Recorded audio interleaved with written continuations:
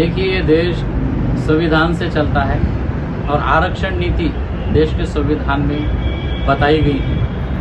Article 340, 41 और 42 में आरक्षण नीति जो है इस देश के संविधान ने तय कर रखी है।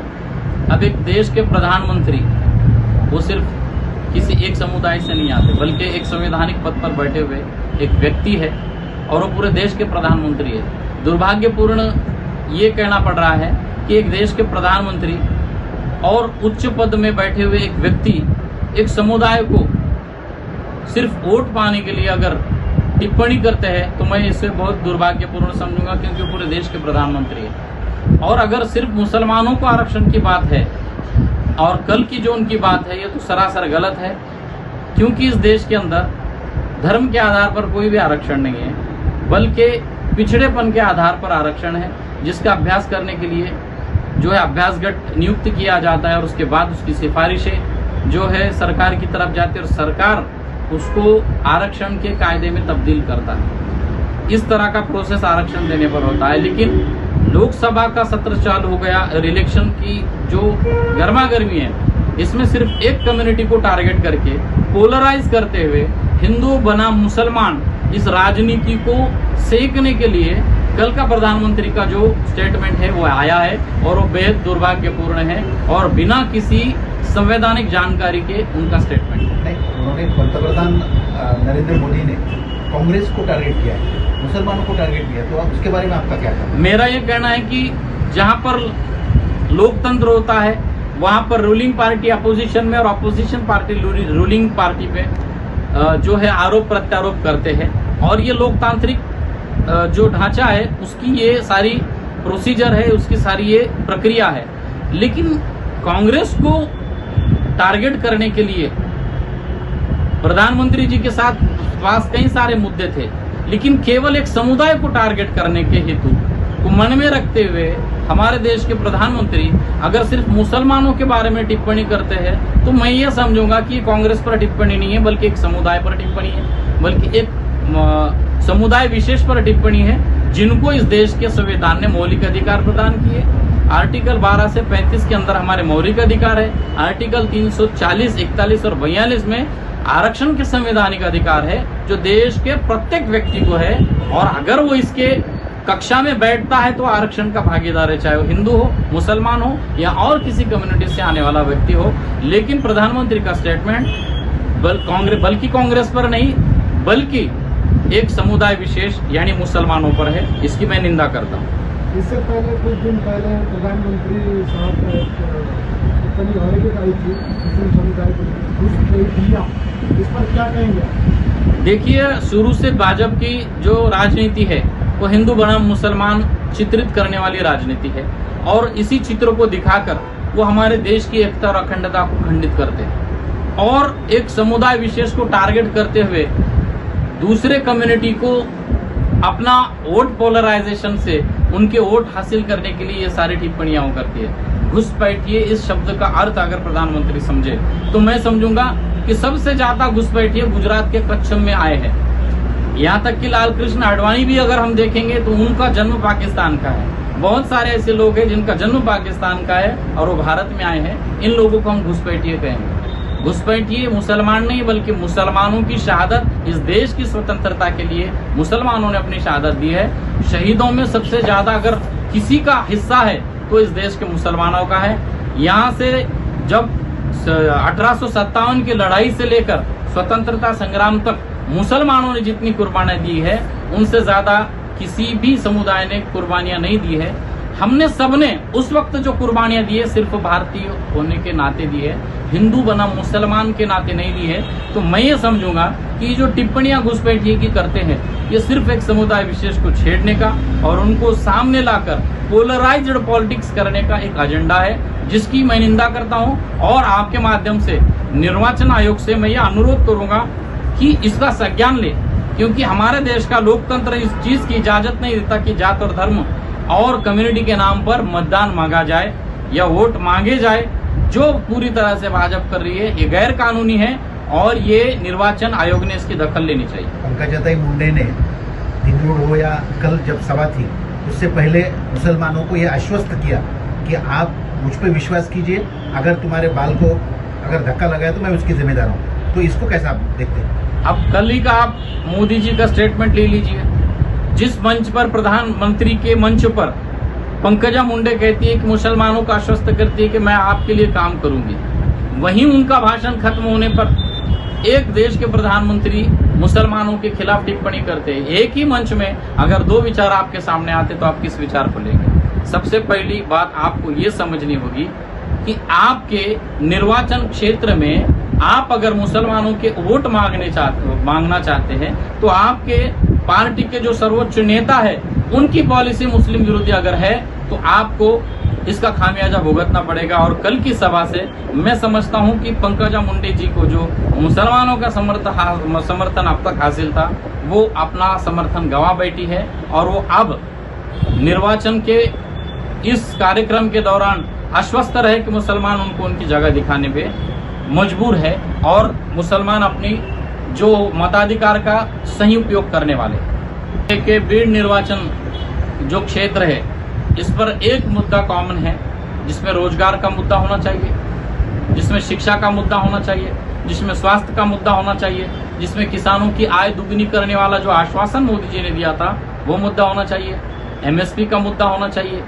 और जो प्राइवेटाइजेशन जो कर रहे हैं सरकारी क्षेत्रों का वो रोकने का मुद्दा इलेक्शन में होना चाहिए। लेकिन पहले और दूसरे चरण के बाद जैसे ही भाजपा के विपरीत परिणाम आने लगे हैं, जैसे ही भाजपा के विपरीत सारी चीजें गतिविधियां होने लगी है तो वहां पर ये मुद्दे सारे हाइड कर दिए गए और भाजपा की ओर से इसमें एक ही चीज को बार बार आपके सामने प्रदर्शित किया जा रहा है कि मुसलमान कम्युनिटी को कांग्रेस आने पर मुसलमान कम्युनिटी को वो ये सारी चीजें देने की बात कर रहे हैं, उनका जो तुष्टीकरण करने की बात कर रहे हैं। लेकिन पिछले 70 सालों का अगर मुसलमानों का आंकड़ा देखेंगे तो क्या मुसलमानों को इस देश में दिया गया?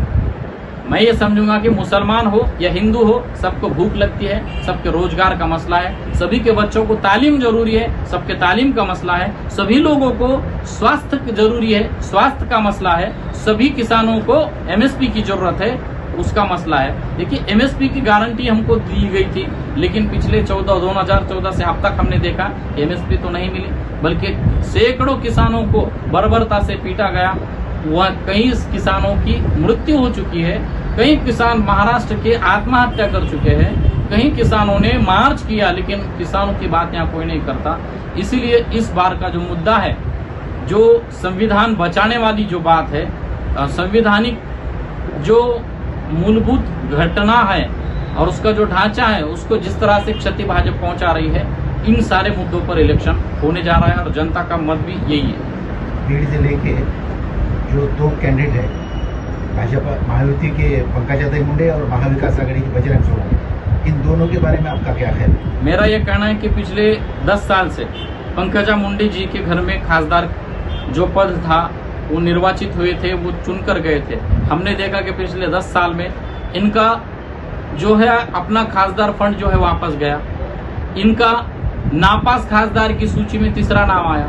इनका रिकॉर्ड हमने देखा तो इन्होंने सिवाय आश्वासन के किसी को कुछ नहीं दिया। जैसे कि पंकजा मुंडे ने हमारे धनगर बांधवों से कहा था कि पहली कैबिनेट में हम आपको एसटी का आरक्षण देंगे, नहीं दिया। जैसे कि हमसे कहा गया था कि मुसलमानों के बच्चों के लिए अल्पसंख्यक निधि के द्वारा एक हॉस्टल बनाया जाएगा मुसलमान लड़कियों के लिए खास, वो भी हमको नहीं दिया गया।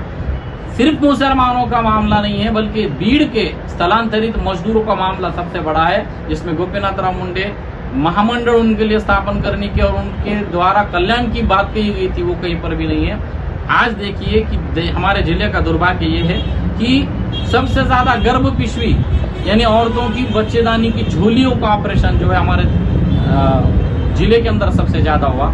इसी जिले के अंदर जो है सबसे ज्यादा गर्भपात की घटनाएं अमल में आई है।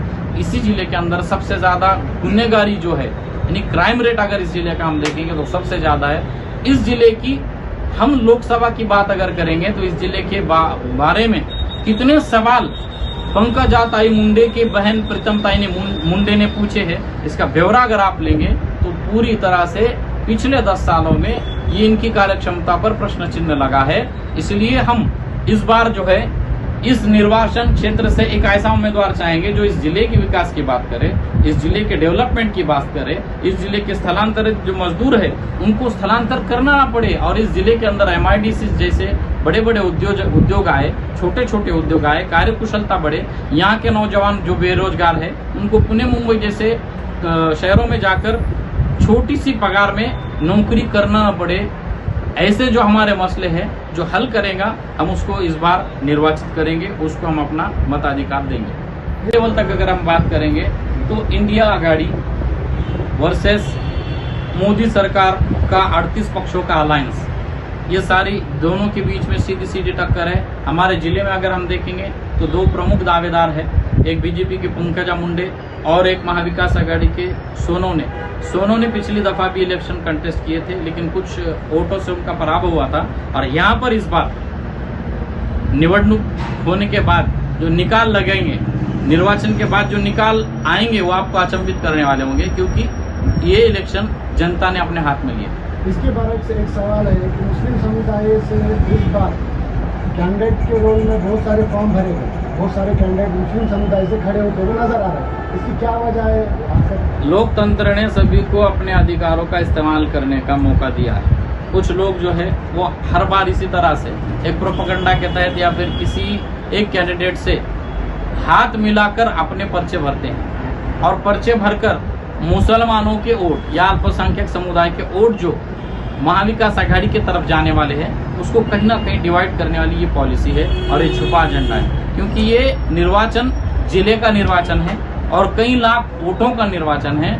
इसमें ये अपक्ष के जो कैंडिडेट है इनका कई नाम उल्लेख भी लेना मैं तो सही नहीं समझता हूं और जो खड़े हैं उनसे भी अनुरोध करूंगा कि आप वक्त को पहचानते हुए महाविकास आघाड़ी को समर्थन करें और महाविकास आघाड़ी को इस इलेक्शन में जो है हम मदद करें, ऐसी उन्होंने भूमिका लेनी चाहिए। लेकिन मुसलमानों को वोट पोलराइज यानी बांटने वाली पॉलिटिक्स जो है उन्होंने भी की है, ऐसा मेरे को कहीं ना कहीं ये चर्चा कहाँ सुनी जा रही है या सुनने में आ रही है कि महाविकास आघाड़ी ने एक भी मुस्लिम कैंडिडेट महाराष्ट्र में नहीं दिया, इससे क्या कहेंगे? देखो, ये तो आपका सवाल सही है कि महाविकास आघाड़ी ने मुसलमानों का जो है प्रतिनिधित्व देना चाहिए था लेकिन दिया नहीं है। हो सकता है राज्यसभा में वो मुसलमानों को प्रतिनिधित्व दे, हो सकता है आने वाले विधानसभा में वो ज्यादा से ज्यादा मुसलमानों को प्रतिनिधित्व दे, क्योंकि इस वक्त की जो लड़ाई है वो संविधान बचाने वाले बनाम संविधान को तोड़ मरोड़ कर अपने फायदे के लिए इस्तेमाल करने वाले लोगों के दरमियान है। और इसमें मैं समझूंगा कि मुसलमान